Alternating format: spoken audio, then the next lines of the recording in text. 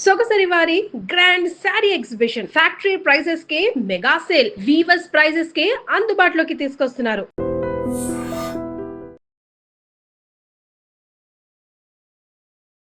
నమస్కారం, welcome to I dream. ధర్మ మార్గం విత్ విజిత కార్యక్రమానికి స్వాగతం.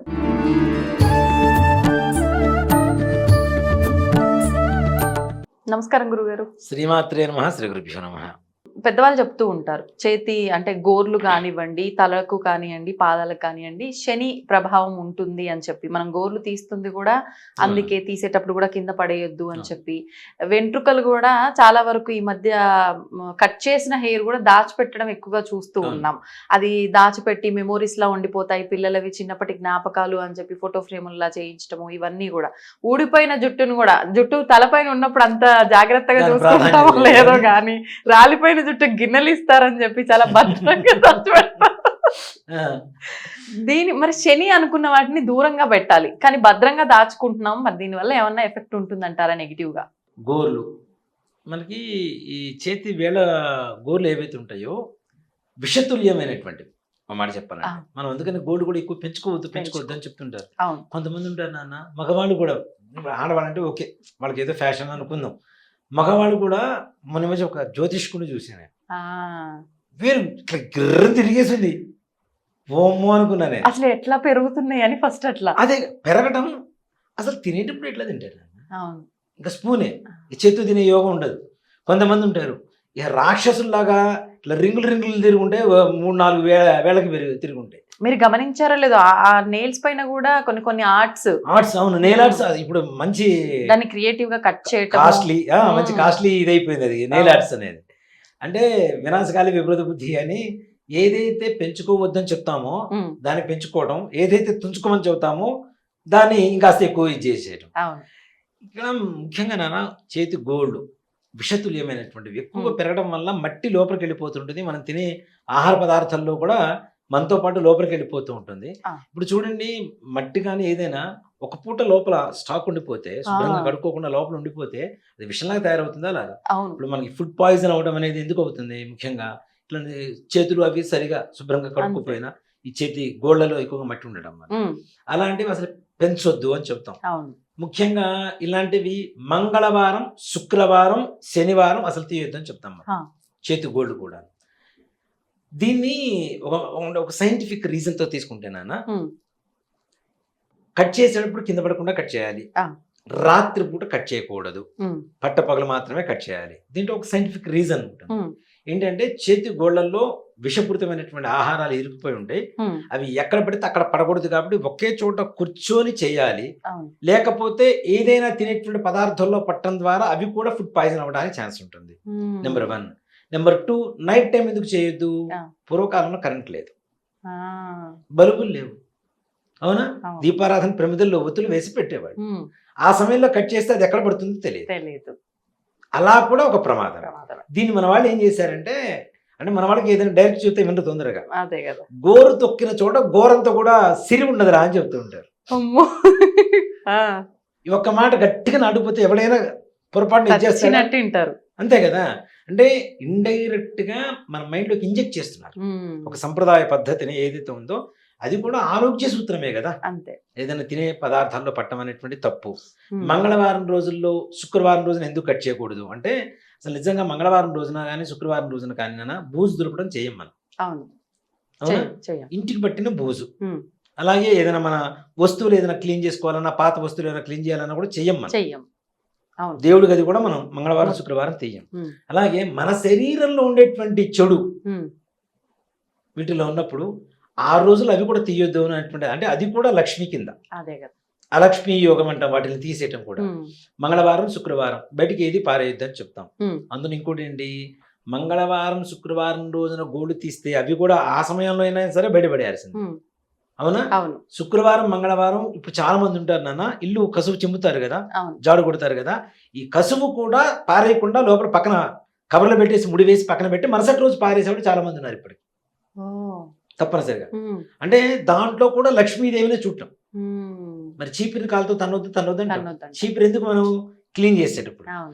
కొత్త ఇంటి గృహప్రవేశానికి వెళ్ళేటప్పుడు కూడా పాత ఇంటి పాత చీపురు తీసుకుని వెళ్తారు, లక్ష్మీదేవిని తీసుకుని వెళ్ళటమే. అవును, అంటే వీటిలో అన్నిట్లో లక్ష్మీ స్వరూపాన్ని చూస్తున్నాం చూస్తున్నా. కదా. చూస్తున్నప్పుడు అందుకని శుక్రవారం మంగళవారం కట్ చేయొద్దని చెప్తాం. ఉమ్, అలాగే రాత్రిపూట ఎందుకు కట్ చేయకూడదు అనేది మన మాట్లాడుకుందాం. ఆరోగ్యం కోసమని. అలాగే జుట్టు కట్ చేయడం, ఉమ్, ఈ జుట్టు కట్ చేయడం అనేది ఒకప్పుడు ఏంటంటే ప్రతి నెల పౌర్ణమి రోజున చేసేవాడు.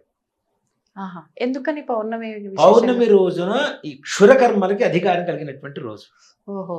అమావాస్య రోజున పొరపాటును కూడా తీయరు. ఆ, తప్పనిసరిగా ఇప్పటికి కూడా మీరు చూడండి, పీఠాధిపతులు మఠాధిపతులు ప్రతి పౌర్ణమికి వపనం అంటారు. అంటే ఇప్పుడు మనం ఈ గుండు చేయించడం అనేది ఉంటుంది కదా, అవును.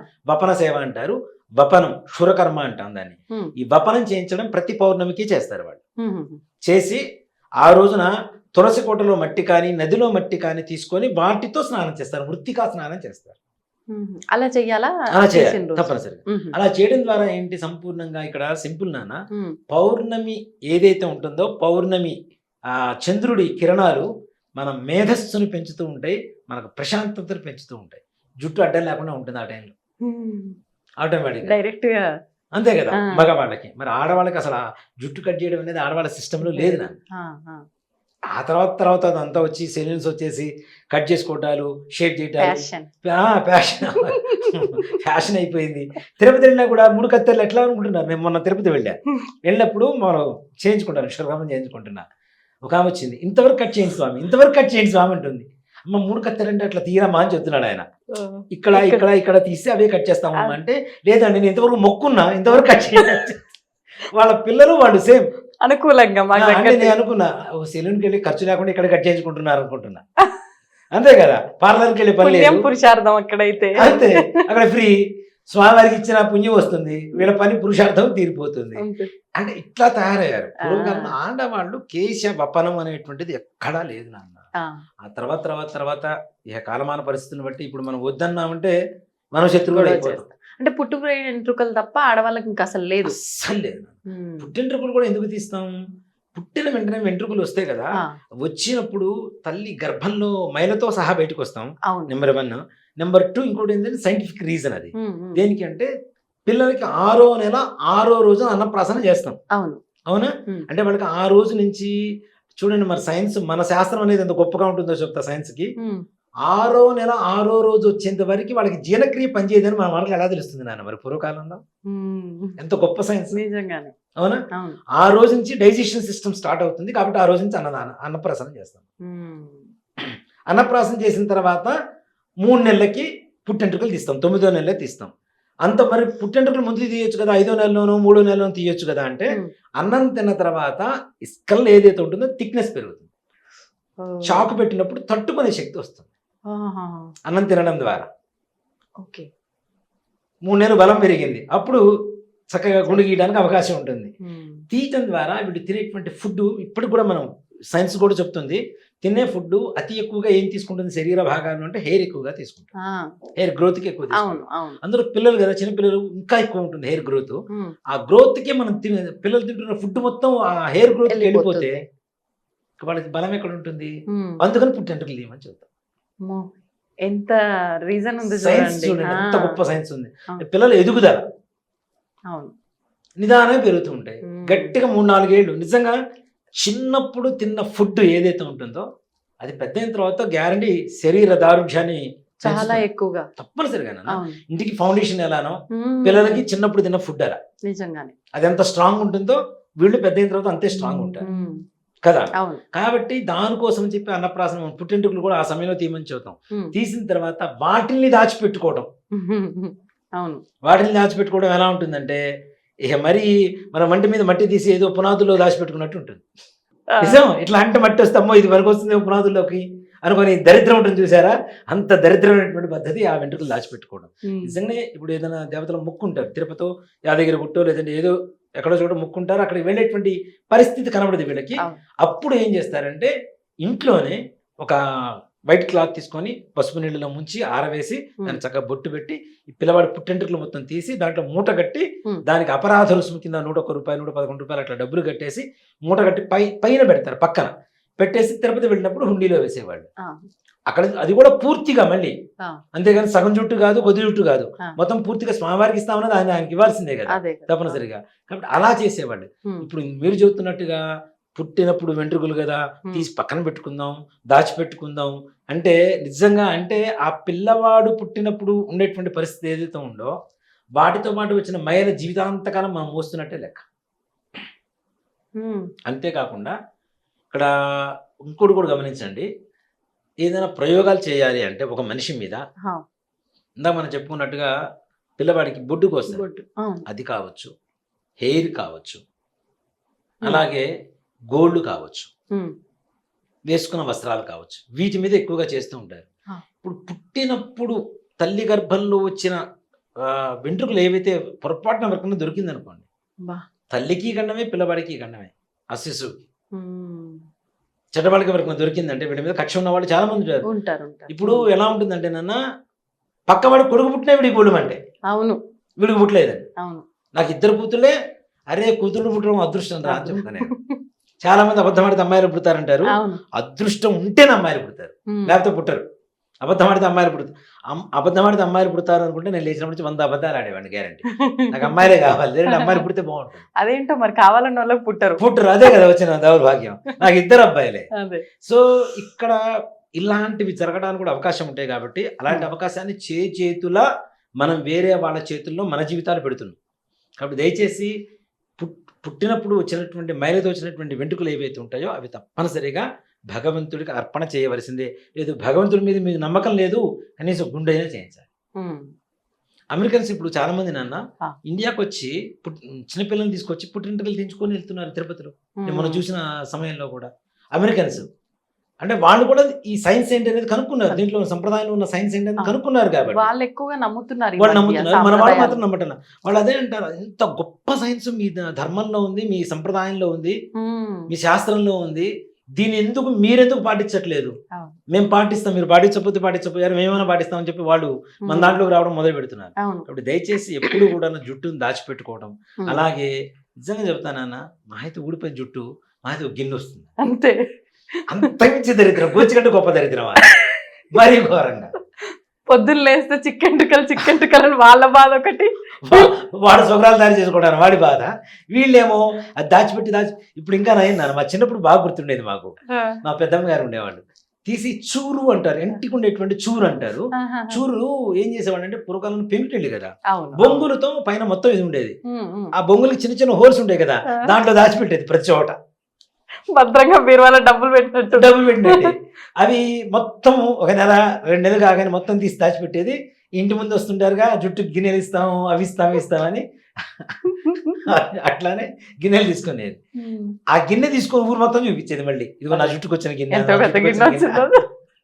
ఇది చెబుతున్నా కదా, ఎట్లా ఉంటుందంటే పొయ్యిదంతా పోతూనే ఉంటుంది, కొద్ది దాంట్లో పట్టుకుంటారు మళ్ళీ. అవునా?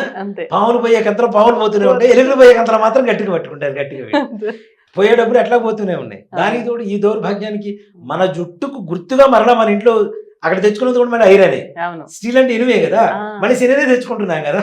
ఇస్తుంది నీలాలు, లీలం అంటే ఎవరు? శనీశ్వరుడే కదా. మరి నీలాంజన మరి ఇచ్చేది శనే, తెచ్చుకునేది శనే, మన ఇంట్లో శనిపోమ అంటే ఎందుకు పోతాడు? కాబట్టి దయచేసి అలాంటి పనులు కూడా చేయొద్దని చెప్తా. ఇప్పుడు విశేషంగా ఈ రాలిపోయిన వెంట్రుకలని నార్మల్ గా డస్ట్బిన్ లో వేసి అలా పడేయొచ్చా, లేదంటే దాన్ని ఇంకేదైనా ప్రాసెస్ చేయాలంటారా? మాట చెప్పాలంటే నాన్న, డస్ట్బిన్స్ ఇప్పుడు ఒకప్పుడు అంటే అవకాశం లేదు, కవర్లు వస్తున్నాయి చక్కగా, ఈ కవర్లలో కట్టేసి ఎక్కడైనా బయట పడేసింది. అది కూడా ఇంకోటి కూడా చెప్తాను, దీంట్లో ముఖ్యంగా ఆడవాళ్ళు ఋతుక్రమంలో ఉండేటువంటి సమయంలో తీసిన వెంట్రుకలు మరీ శక్తివంతమైనవి. ఆ సమయంలో వాళ్ళ ఫుడ్ తో సహా తిని మిగిలింది పారేస్తారు చూసారా, అది కూడా టూ మచ్ డేంజరస్. అంటే వీళ్ళకి ఏదైనా ఎఫెక్ట్ అవ్వడానికి అతి త్వరగా ఏదైనా దుష్టగ్రహాలు వీళ్ళని ఆవహించడానికి అవకాశం ఉంటుంది. ఆ ఫుడ్ ఎవరైతే పారేస్తారో వాళ్ళు, ఎవరు వెంట్రుకలు అయితే బయట, అందుకని మన వాళ్ళ పూర్వీకులు ఊరిని చెప్పలేదు నాన్న, ఆ 4 రోజులు బయట తిరగొద్దు బయటకు వెళ్ళొద్దు అని ఎందుకు చెప్తారు? ఇవన్నీ ఈ రీజన్స్ అన్ని ఉండబట్టే ఎక్కువగా ఈ చెడు ప్రభావం ఏదైతే ఉంటుందో అతి త్వరగా వాళ్ళ మీద ప్రభావం చూపించడానికి అవకాశం ఉంటుంది. కాబట్టి జుట్టు కూడా ఎక్కడ పెడితే అక్కడ వేయడం అనేది కరెక్ట్ కాదు. చక్కగా డస్ట్బిన్ కవర్ ఉంటుంది కాబట్టి ఆ కవర్లో జుట్టేసి బయటపడేటువంటి మాత్రం మంచి పని. మొత్తానికి చాలా మంది తిట్టుకుంటారేమో కానీ తిట్టుకున్నారు, చాలా మంచి విషయాలు. అవును. అయితే పాటించే వాళ్ళ ఇష్టం ఇంకా అది. అంతే. ధన్యవాదాలు. శ్రీమాత్రే నమః, శ్రీ గురుభ్యో నమః. దీన్ని తవ్వండి, తవ్వుతూనే శివలింగం. సరే దాన్ని అట్లా కప్పేసేయండి, చూపించదండి. Krishna is there. మూర్తి పూజ కాదు, సాక్షాత్ బ్రజేంద్ర నందన భగవాన్ ఉన్నారు మూర్తిలో. ఏమీ ఆశించకుండా ఆరాధించే వాళ్ళు కూడా ఉన్నారా ప్రభుజీ? నిజమైన భక్తి అంటే మనకు తెలియదు కాబట్టి